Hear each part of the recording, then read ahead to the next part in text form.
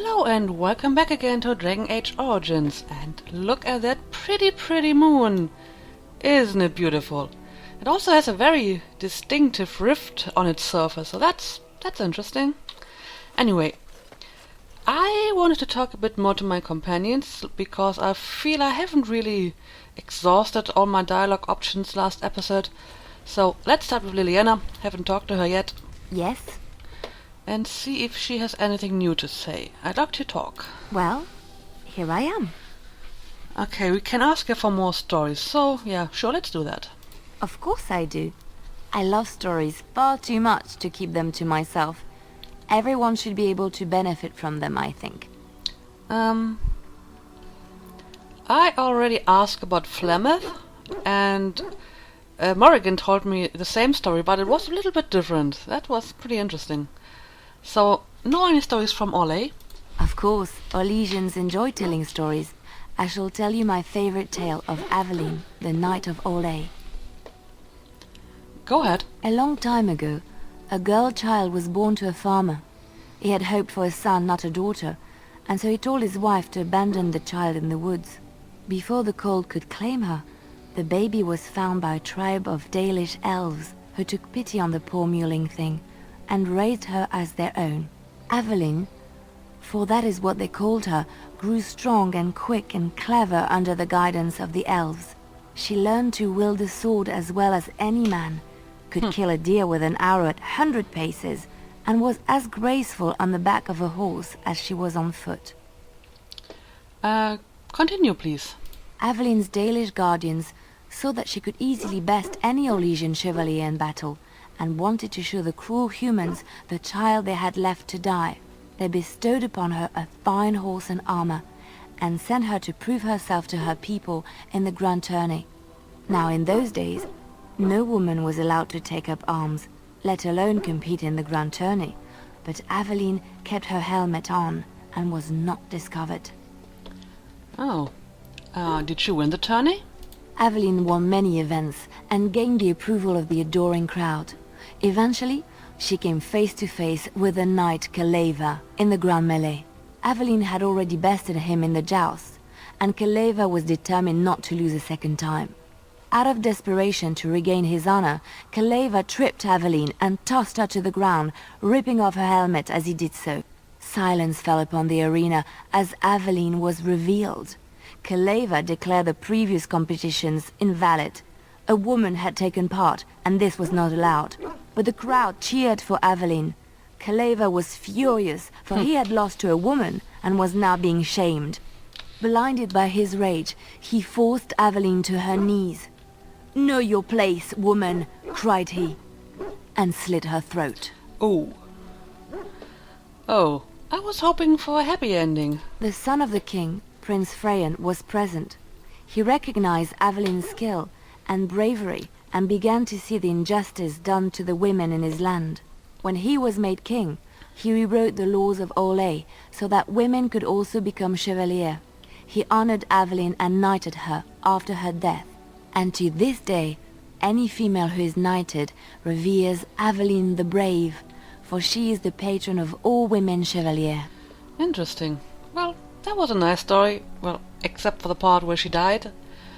And I would almost imagine that she probably knew it already, because, you know, female warrior, even though it's a story from Orlais and not Ferelden. Alright, let's just move on.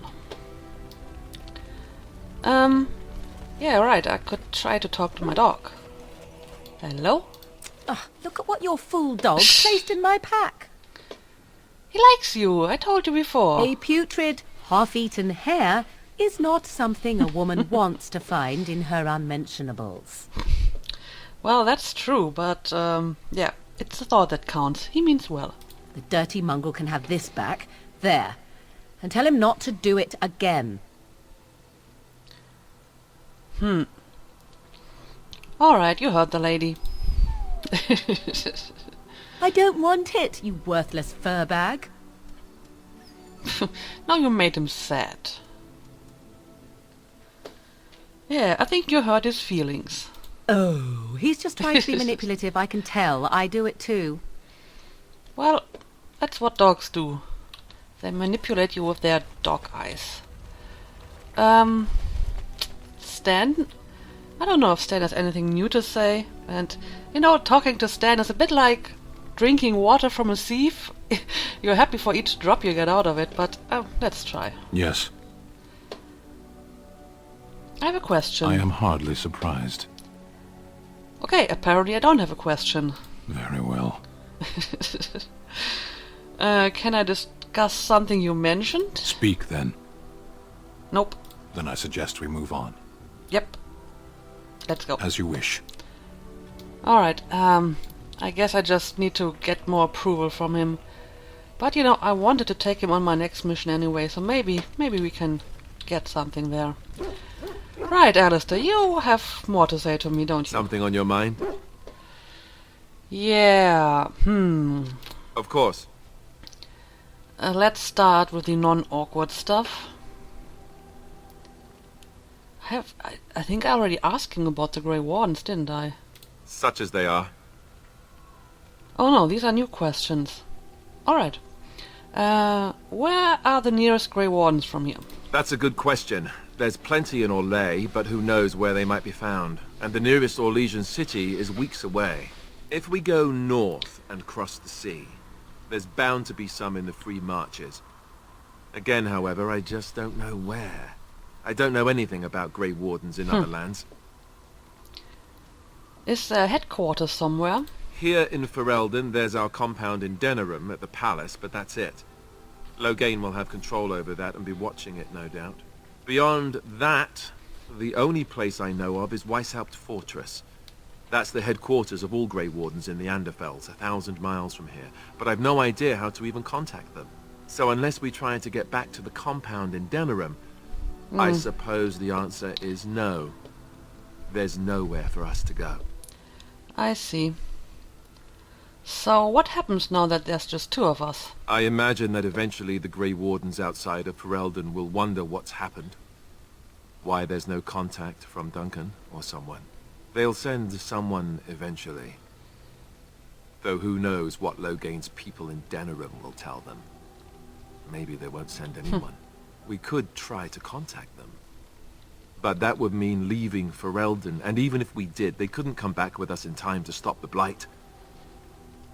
So that means whatever happens, it's up to us. Yeah, would have been too easy otherwise. Will we need to start rebuilding the Order? I mean, eventually we would have to use the joining to make more Grey Wardens, right? But I don't know how to do the joining, or what's involved. I know it involves lyrium and some other magic, and that it's really difficult to prepare, but that's it. Unless we can find out more about the joining, I guess we better get used to the idea that there might only be two of us for now. Until more come from elsewhere. So I guess it's more than just kill Darkspawn and drink their blood, I have no more questions. About the Grey Wardens, anyhow. Fair enough. Something on your mind? Of course. Let's see. What else can I ask you? Why have you remained a Templar if you hate the Chantry? Have you seen the uniform? It's not only stylish, but well made. I'm a sucker for good tailoring. Oh, really? I thought Templars wore heavy plate mostly. That's just in public. In private, we have these yellow and purple tunics, right? Much more comfortable, and you don't break the beds when you jump on them during a pillow fight. Okay. Yeah, he has the habit to deflect questions with humor, that's right. So, you had lots of pillow fights, I take it? On confession day, we could go all night. Being a Templar isn't all about chasing men in skirts and hiding behind priests, you know. You don't really want to know about my being a Templar, do you? It's really quite boring. Well, maybe I do want to know. Or make up something more exciting. You know, I like the way you think. But I guess if you're really curious, there's no harm in obliging. I have a couple of interesting-looking moles I can show you later, too, if you're interested. The truth of the matter is that I did hate going to the monastery. The initiates from poor families thought I put on airs, while the noble ones called me a bastard and ignored me. I felt like Al-Eamon had cast me off, unwanted, and I was determined to be bitter. But I took some solace in the training itself, I guess. I was actually quite good at it. Alright, fair enough. What did you enjoy about the training? The education, mostly. But also the discipline. You need to have a disciplined mind in order to use the abilities we have. It was difficult, but rewarding. I never really felt at home anywhere, though, until I joined the Grey Wardens. And Duncan felt my Templar abilities might be useful for when we encountered Darkspawn magic, so I kept it up. What about you? Do you have anywhere you consider home? Yeah, my home was taken over by Al-Ho. Ooh. Oh, come on, let's be a bit cheesy. I guess my home is with the Grey Wardens now. It is. I didn't know you felt that way. We won't always be traveling like this, you know. Once the war is over, once the Blight is... well, a time will come when we'll have to think about having a real home again. Though that seems like a far ways off. And I suppose the Grey Wardens are gone for good. Either way. They can be rebuilt. I suppose you're right. We can create new Grey Wardens, but we'll never get back those we lost. I wonder if it would ever feel the same. Anyhow, now I've sidetracked us. We'd better get back to what we're supposed to be doing right now. Alistair approves. Yeah, Something on your mind? let's talk again. Alright, let's just do this. Has anyone ever told you how handsome you are? Not unless they were asking me for a favor. Well, there was that one time in Denerim, but those women were not like you. I can Why? imagine. Is this your way of telling me you think I'm handsome? You could say that without that smug smile. And if it is, what then? Oh, nothing much. I just get to grin a bit and look foolish for a while. Okay, fair enough. I think that went better than I expected, actually.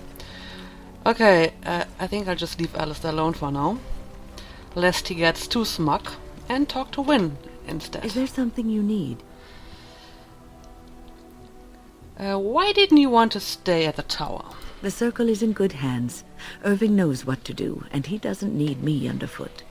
For now, I will support those that battle the Darkspawn.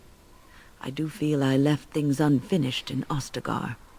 There is so much left to do, and I would be part of it. Yeah,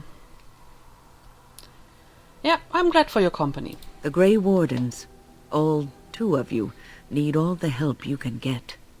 I will see this through to the bitter end, and after that, if I am still left standing, then I will return to the Circle. Wynne, you talk way too much about your future death. This is a little bit disconcerting. I'm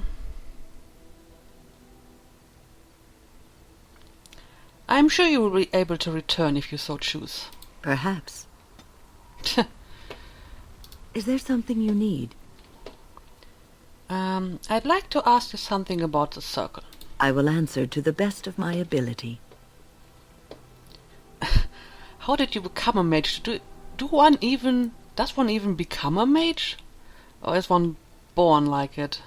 People don't become mages. I thought they so. are born mages. The talent just surfaces later. But you are asking how I ended up at the Circle.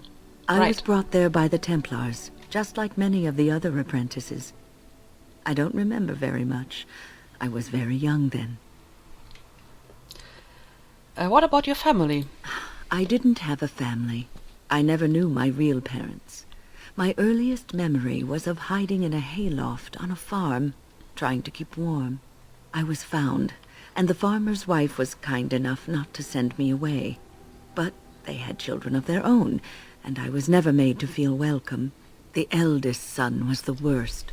He was always calling me a stray, and throwing anything he could get his hands on at me. And I don't know how it happened, but one day he just found his hair on fire. Fortunately, there was a large trough nearby. Serves him right. He ran screaming, dripping head and all, to his mother. I was shut up in the barn with a bowl of water and a crust of hard bread. The Templars arrived several mornings later. What happened when you arrived at the tower? I'll never forget the moment the Templars led me into the entrance hall of the tower. I had never seen anything so grand in my life. I stopped being afraid then. I knew I was home.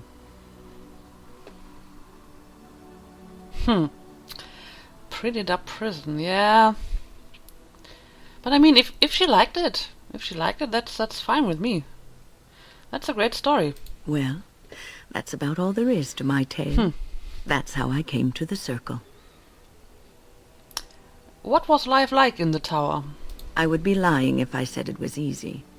First, there were rules, and we were constantly watched to make sure we behaved appropriately. Then there was the study of magic. We had to cast the spells just so, control the effects completely. A single word spoken incorrectly, a gesture out of sync, and lack of focus. And we needed to have perfect focus, or we would be in danger. Danger from what? From fade spirits.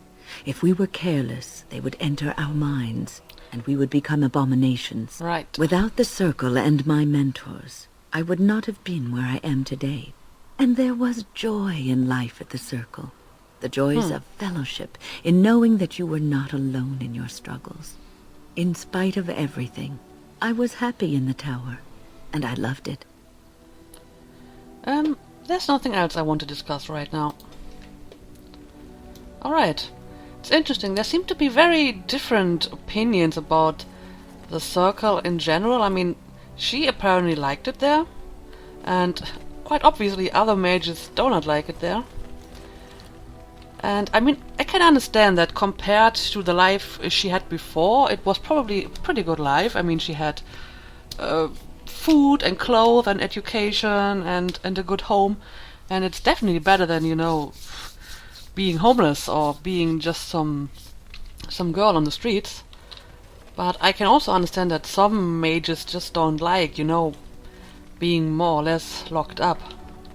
And speaking of other mages, let's talk to Morrigan again. Yeah. I await your command. So life in the wilds must have been very lonely. At times, perhaps. A world full of people and buildings and things was all very foreign to me. If I wished companionship, I ran with the wolves and flew with the birds. If I spoke, 'twas to the trees. And did they speak back? Don't be foolish. I recall the first time I crept beyond the edge of the wilds. I did so in animal form, remaining in the shadows and watching these strange townsfolk from afar. I happened upon a noblewoman by her carriage, adorned in sparkling garments the likes of which I had never before seen. I was dazzled. This, to me, seemed what true wealth and beauty must be. I snuck up behind her and stole a hand mirror from the carriage. 'Twas encrusted in gold and crystalline gemstones, and I hugged it to my chest with delight as I sped back to the wilds. What happened then? Flemeth was furious with me. I was a child and had not yet come into my full power, and I had risked discovery for the sake of a pretty bauble. To teach me a lesson, Flemeth took the mirror and smashed it upon the ground. Oh dear. I was heartbroken.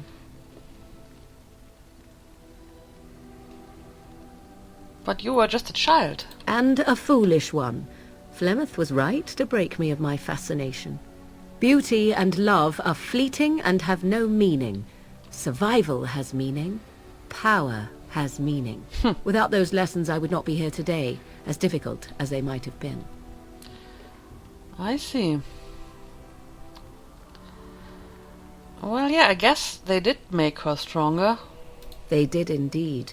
To return to your original question, perhaps my time in the wilds was indeed lonely, but such was how it had to be.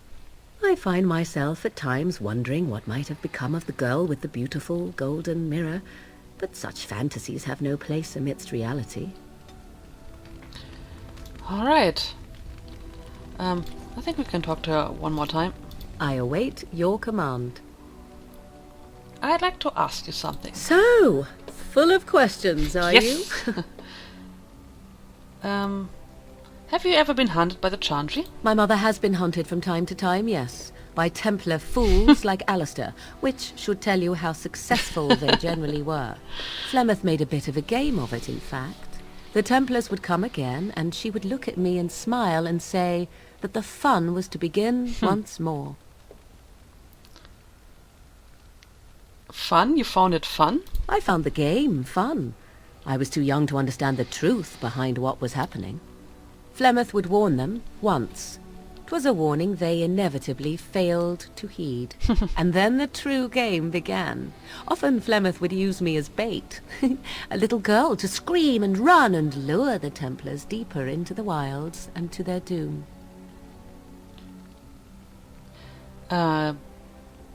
Did you actually kill them all?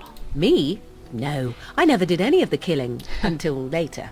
And even then Flemeth was a glutton for that sort of thing. Thankfully, the wilds is a vast place. Once they found us, Flemeth would simply move us elsewhere and we would be lost within the forest once again. I did not understand the danger we faced until I was much older. I had never heard of apostates or maleficarum.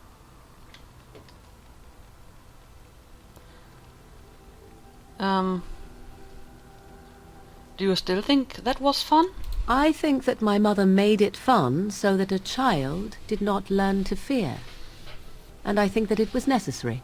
There are no trials for apostates, no prisons, no mercy. There are only absolutes, so only survival matters. If the wilds have taught me anything, 'tis this. First, you must survive. Do you disagree?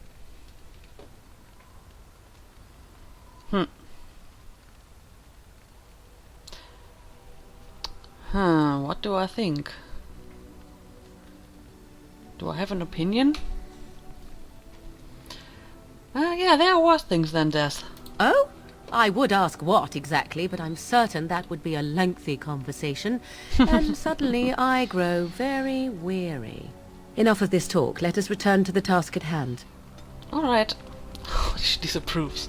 Oh well, I can't always pick the right answers just to please them.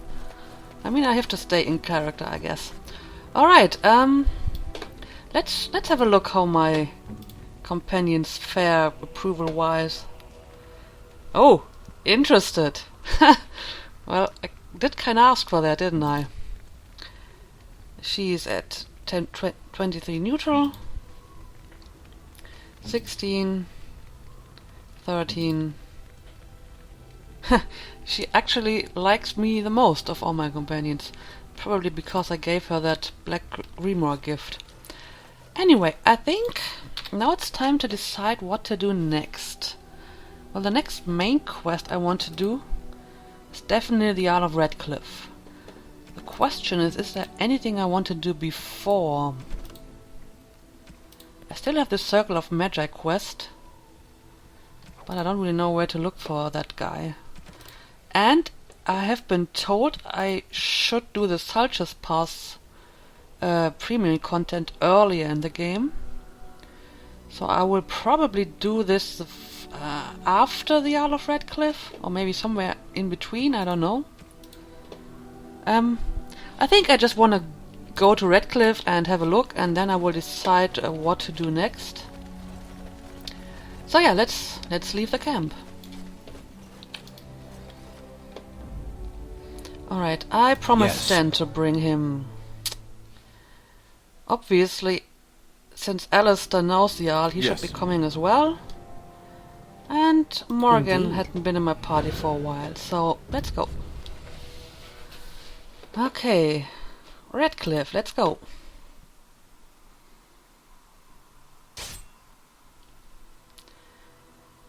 What's happening now?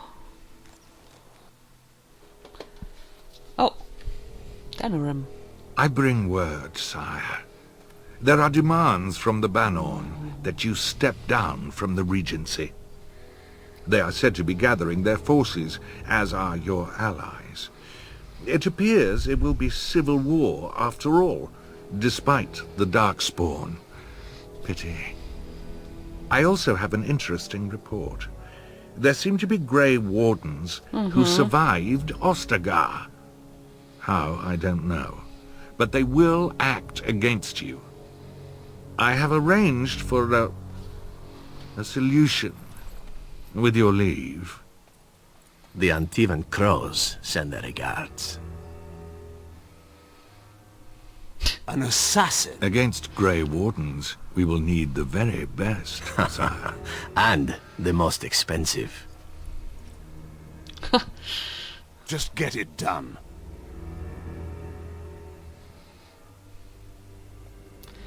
So Alhau is working for Loghain. Okay.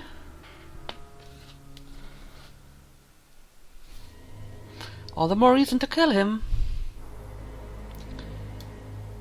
New codex.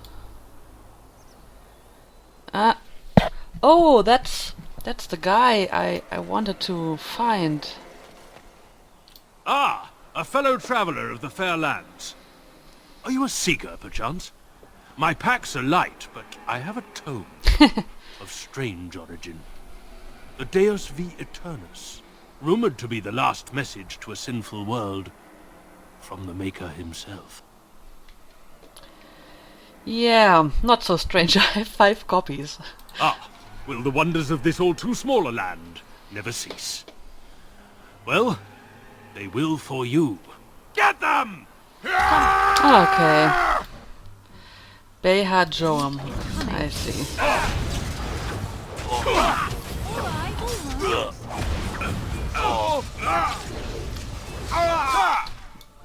I think Stan was just stunned.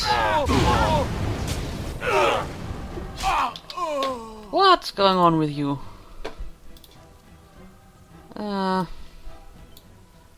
Take a health poultice, please. Also, I need to level him up.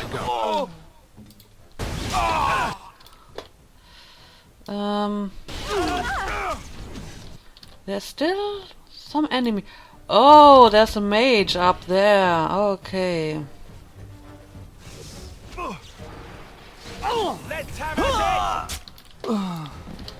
Alright. I didn't see the mage. Alright. Yeah, let's level up my guys. Strength and Constitution. And Shattering Blow. The character is adept at destruction as a death and gains a large damage bonus against golems and other constructs. Sure. And Morrigan. Have some magic and some willpower.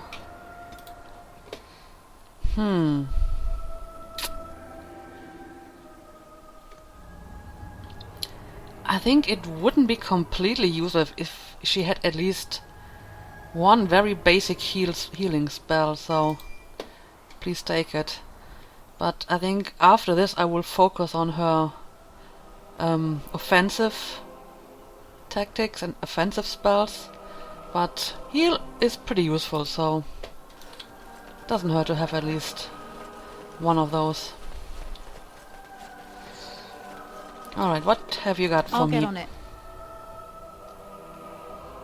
I should also have a look if I have any new equipment for Morrigan. She's still wearing her interesting outfit. I can probably give her the Archon robes.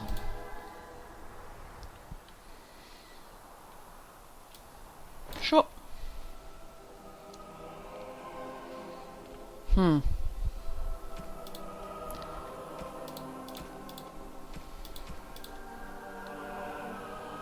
Alright.